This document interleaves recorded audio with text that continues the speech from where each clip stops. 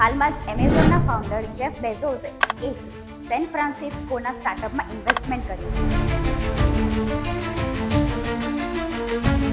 છે કે ઘરના વૃદ્ધ સદસ્યોની સંભાળ રાખવાની સાથે ડોગ વોક્સ પણ આ હ્યુમન રોબોટ્સ કરી શકશે.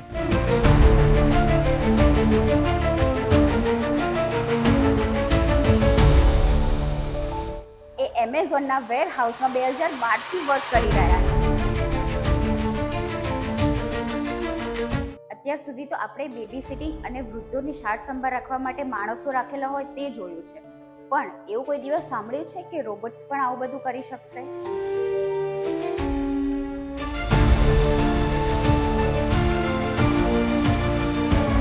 હાલમાં જ એમેઝોનના ફાઉન્ડર જેફ બેઝોસે એક સેન ફ્રાન્સિસ્કોના સ્ટાર્ટઅપમાં ઇન્વેસ્ટમેન્ટ કર્યું છે, જેમાં તેઓ હ્યુમનોઇડ રોબોટ્સ બનાવી રહ્યા છે.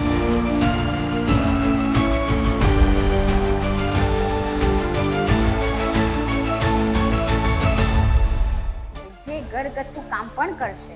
ફિઝિકલ ઇન્ટેલિજન્સની મદદથી આ રોબોટ્સ કપડાં વાળવા, બેબી સિટિંગ કરવી, એની સાથે સાથે ચા અને કોફી પણ બનાવી અને ગ્રોસરી મેનેજમેન્ટ પણ કરશે.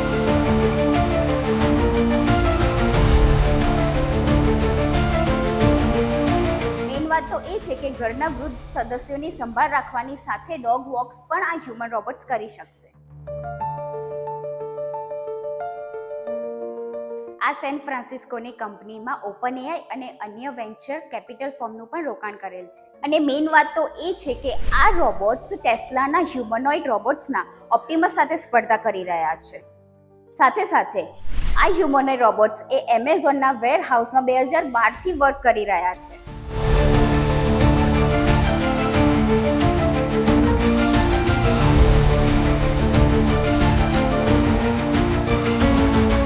આવી જ અવનવી માહિતી જાણવા માટે અમારી ચેનલને સબસ્ક્રાઇબ કરો.